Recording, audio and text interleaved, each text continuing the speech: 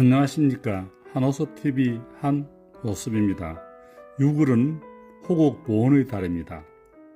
순국선열과 호국 영웅들의 위대한 희생이 있었기에 우리가 존재합니다. 우리는 그들의 희생을 결코 잊어서는 안 될 것입니다.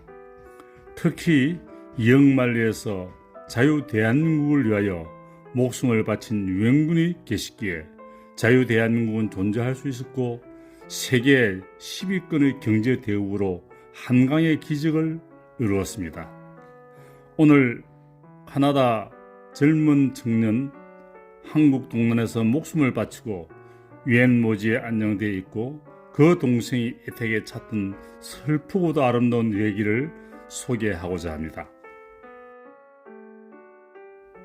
캐나다의 한 노신사가 현대자동차를 구매하려고 매장을 방문했습니다. 그 자리에서 노신사는 구매 계약을 하면서 딜러에게 한국에 대한 이야기를 하나 들려주었습니다. 딜러는 이 말을 흘려듣지 않았습니다. 노신사가 차를 찾기로 한 날 현대차 딜러가 준비한 생각지도 못한 선물에 노신사는 그 자리에서 아이처럼 펑펑 울고 말았습니다. 지금부터 현대차 딜러가 준비한 특별한 선물을 알아보겠습니다. 캐나다의 노신사 도널드 엘리엇 씨는 캐나다 온타리오주에 있는 현대차 미시소거점을 방문해서 구매 상담을 했습니다. 엘리엇 씨는 자신을 맞아주던 동양인 딜러를 물끄러미 바라보다가 그에게 혹시 한국인인가요? 하고 물었습니다. 동양인 딜러가 한국인 맞다라고 하자 엘리엇 씨는 반가워하며 이야기를 시작했는데요. 그럼 내 얘기 좀 들어보겠소. 캐나다에서 쭉 살아온 엘리엇 씨가 왜 한국이라는 말에 반가움을 느낀 걸까요? 멀고도 가슴 아픈 나라, 그의 입에서는 가슴 아픈 사연이 흘러나왔습니다. 큰 형이 한국 전쟁에 참전했다가 전사했습니다. 그런데 당시에 돈이 너무 많이 들어 가보지도 못했고 이제는 무덤이 어디 있는지 알 수 없어 가볼 수도 없습니다. 60년 전 머나먼 낯선 나라와 자유를 지키기 위해 떠난 형이 영원히 돌아오지 못하고 어른 형편의 형의 모지조차 찾지 못한 채 이렇게나 세월이 흘러 보는 건데요. 하지만 그는 한국을 원망하지 않았습니다. 한국은 자신의 형이 피를 흘리며 자유를 지켜준 나라이며 사랑스러워했습니다. 당시 그 형이 20살이었으니 어린 엘리엇이가 한국을 방문하기는 어려웠을 것입니다. 아무리 많은 시간이 흘렀다 해도 어릴 적 형에 대한 그리움은 사라지지 않고 그의 가슴에 남아있었는데요. 그 그리움이 한국인 딜러를 보자 터져나왔던 것입니다. 이 말을 묵묵히 듣고 있던 한국인 딜러 신상묵 씨는 뭔가 자신이 도울 수 있는 게 없을까 생각하다가 한 가지를 물어보았습니다. 형님의 성함을 알 수 있을까요? 로이 도널드 엘리엇. 자동차 계약도 끝났고 그냥 그렇구나 하고 넘어갈 수도 있는 일이었습니다. 보통 사람들은 대부분 그럴 것이지만 신상묵 딜러는 손님과 고객 사이가 아닌 한국인으로서 정말 그를 돕고 싶다는 생각을 했다고 합니다. 시간이 너무 촉박했는데도 차량 출고까지 남은 시간 3일 72시간 안에 정부를 찾아야만 했습니다. 거기 로이 도널드 엘리엇의 모비가 있습니까?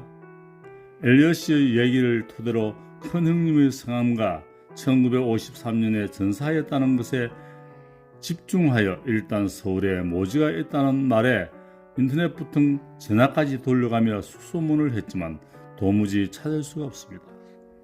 이름 하나만 가지고 모비를 찾는다는 것이 결코 쉬운 일이 없을 테니까요. 시간이 흘러 차가 나오는 날 오전이 되었지만 별다른 성과가 없었습니다. 먹는자시라고 있던 신상묵 딜러는 혹시나 하고 부산 유엔기념공원 사이트에 들어가 보았는데요. 그곳에는 유엔군 전몰 용사 리스트가 있었습니다. 이 리스트를 하긴 하던 중 신상묵 딜러는 심장이 벅차올랐습니다. 마침내 그토록 찾던 이름을 발견하게 된 것입니다. 로이 도널드 엘리엇. 사이트에는 모비 사진까지 올라와 있었는데요. 곧바로 사진을 현상에서 액자에 넣습니다. 차를 찾으러 온 엘리엇 씨에게 딜러는 액자를 선물하며 형의 모지에 대한 정보도 알려주었습니다. 그 자리에서 엘리엇 씨는 액자를 꼭 껴안더니 슬픔과 감격의 눈물을 흘리기 시작했습니다. 60년 만에 큰 형님 소식을 알게 되었으니 그 감정은 누구도 감히 표현할 수 없었을 것입니다. 고맙습니다. 정말 고맙습니다. 엘리엇 씨는 연신 고맙다는 말을 대내시였습니다. 이에 신상묵 딜러는 이런 말을 건넸습니다. 당신의 큰 형님 덕분에 제가 여기에 있을 수가 있었습니다. 오히려 제가 더 고맙습니다. 이 사연이 신상묵 딜러의 페이스북에 올라오며 세상에 알려지게 되었습니다. 많은 한국인들이 고마운 마음을 공감하며 이야기가 펴나가게 되었고 한국 정부에서도 그의 사연을 알게 되었는데요. 곧 엘리엇 씨에게도 또 다른 반가운 소식이 전해졌습니다. 국가보훈처에서 엘리엇 씨를 한국으로 초청해 감사함을 전한 것입니다. 형님을 기억해 주셔서 감사합니다. 한국의 자유를 지키기 위해 낯선 나라에서 자신을 희생한 용사들, 그리고 그들에게 대한 고마움을 잊지 않았던 신상묵 딜러, 이들이 만들어낸 기적 같은 이야기였습니다. 캐나다는 6.25 동란 때 미국, 영국에 이어 세 번째로 많은 2만 7천여 명을 파병하였으며 516명이 전사를 했고 30여 명이 실종했으며 1200여 명이 부상을 당했습니다. 로이 도널드 엘리엇 상병이 속했던 캐나다 제2보병대대는 1951년 4월 가평 전투를 승리로 이끄는 데 큰 공을 씌운 부대입니다. 중공군이 캐나다군이 위치한 곳을 주요 공세 목표로 지정하면서 캐나다군이 많은 희생을 당했고 피해를 입을 수밖에 없었습니다. 그러나 캐나다군은 절대로 그것을 뚫려서는 안 된다며 끝까지 사수하는 데 성공하였습니다. 캐나다군이 한국에서 수행한 작전 중 가장 위대한 전투였습니다. 낯선 나라의 자유를 위해 기꺼이 달려와 준 당신들이 있기에 한국은 아픔을 잊고 일어섰습니다. 모든 참전 용사의 희생과 공헌을 가슴 깊이 새기겠습니다. 6월은 호국 보훈의 달입니다.